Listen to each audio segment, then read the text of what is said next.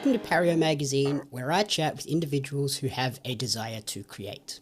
Today I'm joined by two guests who together created the new Australian horror film Proclivitas, starring Rose Riley, George Mason and Hayley McElhenney.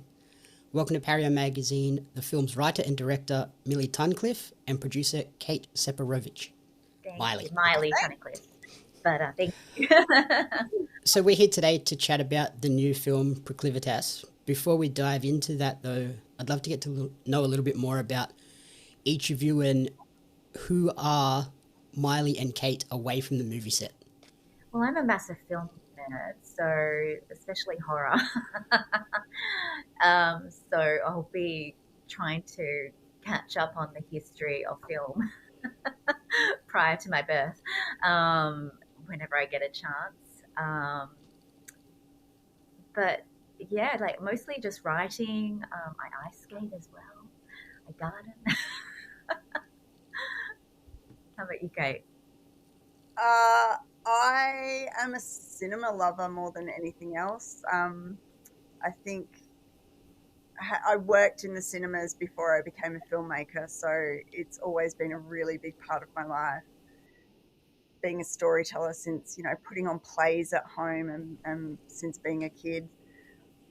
Now, I don't know, it's weird. As a producer, I feel like I'm transitioning into being a businesswoman as well. And the whole other side to get to learn that is a lot of fun. Yeah, it's a lot of fun. I love working in this industry. Do each of you have like that one movie that was the moment where you went, oh, I want to make films, not just consume films? Jurassic Park, without a doubt. Like, love dinosaurs. Made a short film with a dinosaur that's like Mad Max Jurassic Park, and that movie was so inspiring to me. Is that short film available anywhere that people can check out? Yeah, it's up online. I think if you go on YouTube and you Google Aussie dino film, it should come up. Oh, there's my afternoon sorted. Yeah. Oh, it's hard to tell when it first started, but because I feel like I wanted to be an actress first, so I feel like I always just was looking at these incredible performances. But I don't know if this is the first time I ever went to the cinema, but I distinctly remember going to see The Little Mermaid in the cinemas, and that first scene with the boat crashing over the waves and the music. I was like, what is this? This is so powerful. I was very young. So then, Proclivitas is scheduled to release in cinemas on February 19th. Now, I've obviously already seen the film, but how would each of you describe the movie for people that may not have heard of it just yet? For me, it's a supernatural love story with a lot of grief and trauma keeping them apart. So yeah, for me, the love story is so important for it. But really, it's also an exploration of addiction and how it affects our lives and the relationships around us. How would you describe it, Kate?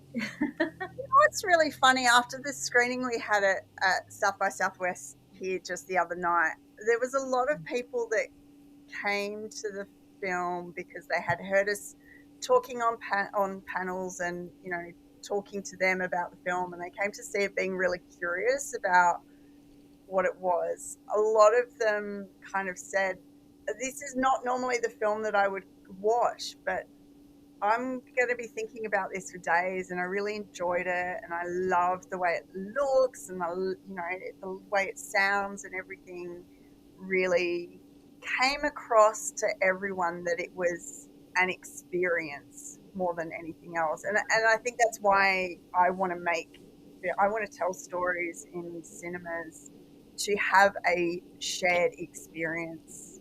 Yeah, that's the joy of going and seeing a movie in the cinema. That 5 minutes after you walk out and everybody's sitting around talking about what you just experienced together. we've got an ending that I think it's really nice to watch people at the end of the film and see how they are feeling and how they respond. There's absolutely this kind of collective experience afterwards that is, for me, quite joyful in seeing, even though it's not really for the audience. And then, like you mentioned, there's a range of sort of threads and themes woven through it, with grief, addiction, returning home. There's a little bit of like eating disorder stuff in there as well. Miley, as the writer, what were the inspirations behind the story? When I first came to Kate with the idea, all I had was just like a really simple concept of a couple who were had a lot of history of trauma between them, and like I was interested in exploring a film about how a couple would deal with that, or in this case not deal with it, and what the detrimental effects are on their relationship and personally, individually. So over time it developed into what it is of a couple coming back together and then being forced to confront their past. And I think for me, it's just, I put a lot of personal stuff into it, in things that I've learnt in life and things that I've had to deal with.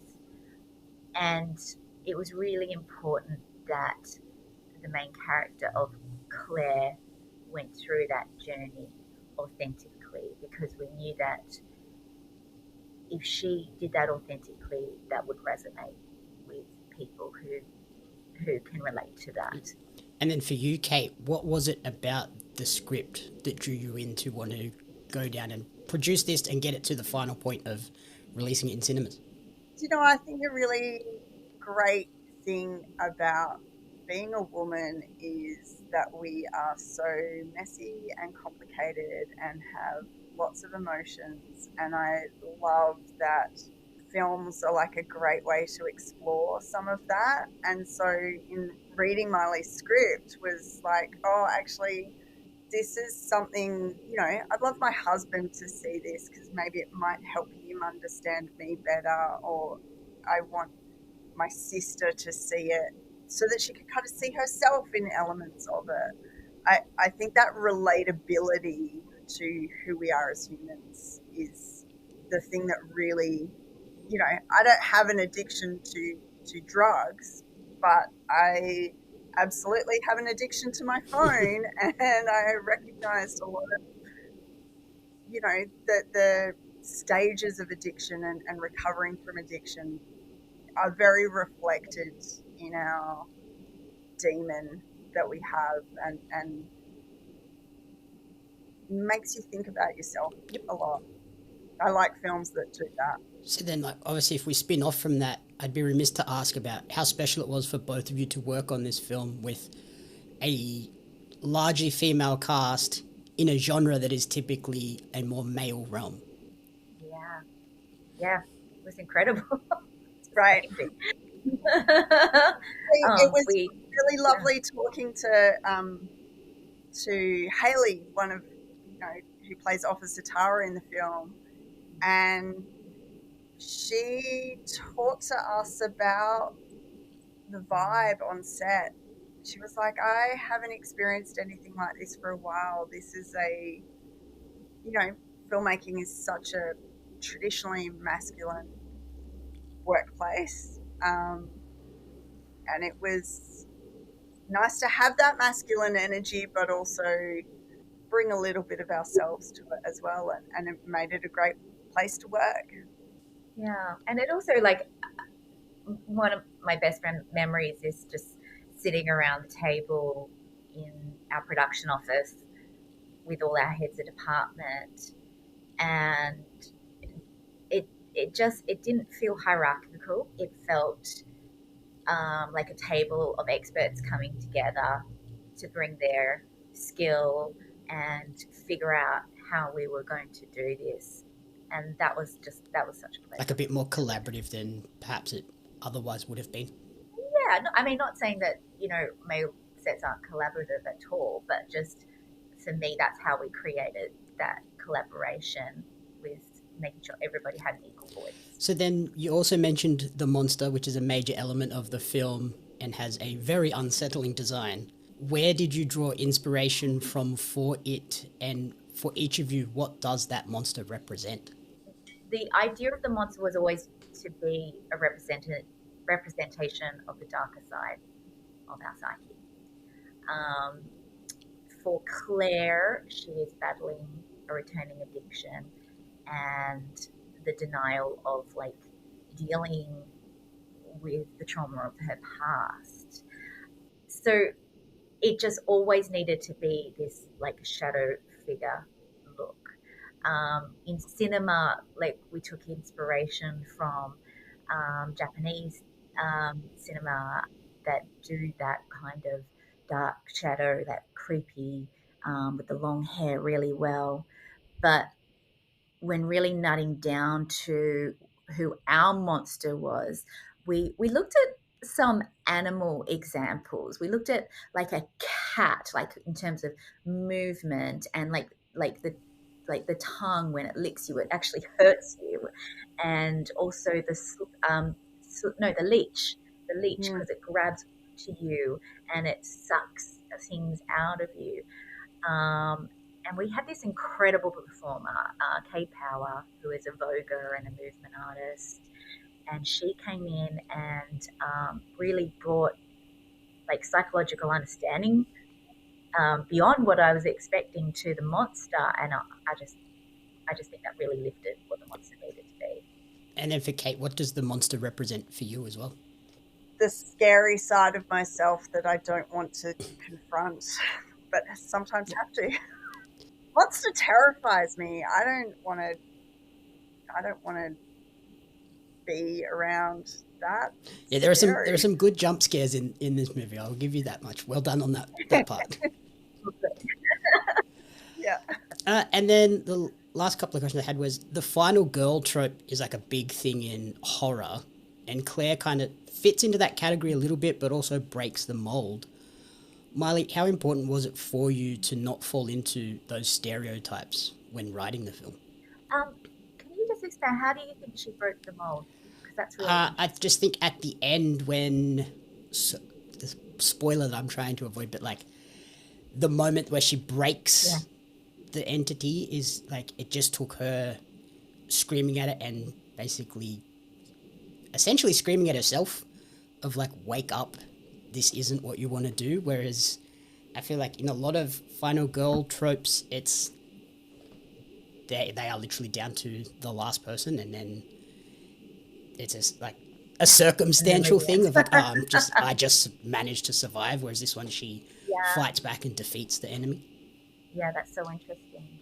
I mean, we didn't really approach it with how we didn't want it to be as much as like what is the most authentic journey for this character within her cycle of addiction. Where would she be placed at that ending to get us to that full circle moment? But I did discuss with Rose about, like, one of my favorite characters is Ellen Ripley from Aliens. So just the intelligence and the grit that Sigourney Weaver approached that role, I was like, I saw so much of that in Claire Curtis. So if anything, it was following like how those roles have worked best when you have a proactive protagonist. And you absolutely, it's with addiction, you have to, there is only so much other people can do to help you get through it. At its core, you have to fight the demons yourselves.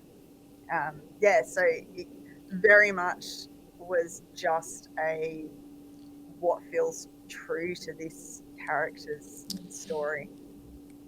And I think for me, the biggest realization, which I've talked to other people about, is realizing that coping mechanisms such as addiction they've been built up to protect us.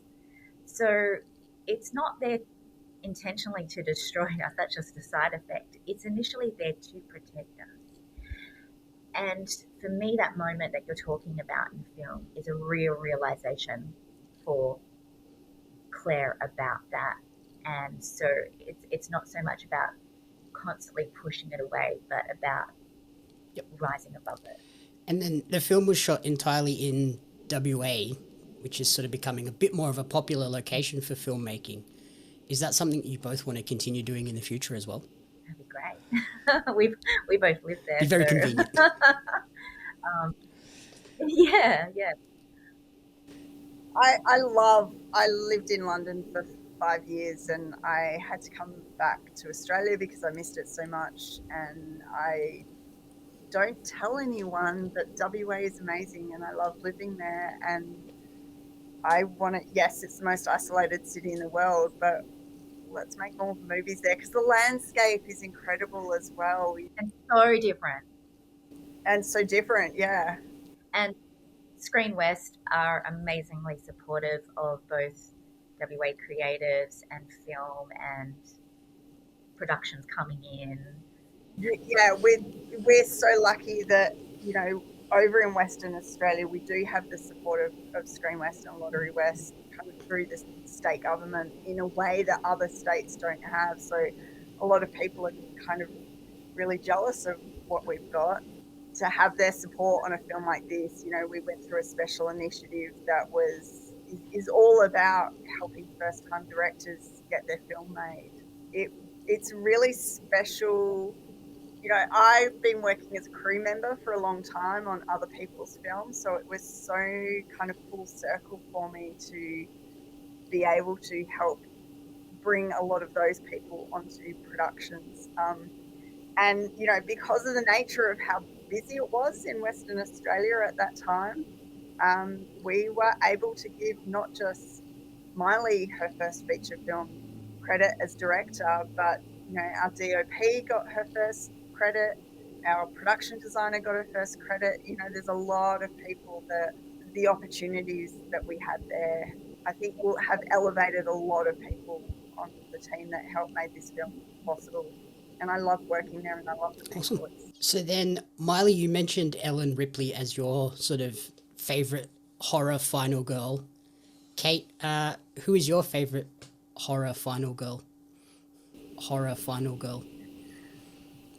So, you know, I'm really new to the horror genre and its subgenres. I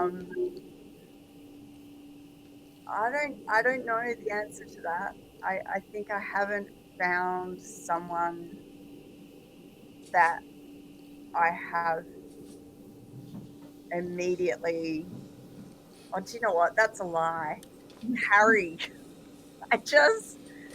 Female rage. I feel it so much. I really connect with Carrie. And technically she did survive on that last.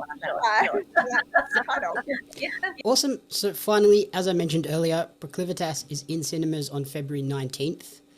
But otherwise, where is the best place for people to support you both and track your creative journeys moving forward? We've got a TikTok and Facebook and Instagram pages, and that's probably the best place to keep updated. And it's proclivitas.movie. Awesome. Alrighty. Thank you so much for taking the time, and good luck with the rest of the promotional tour and the release of the movie early next year. Thank you, Jamie. Appreciate it. Thanks so much. Bye.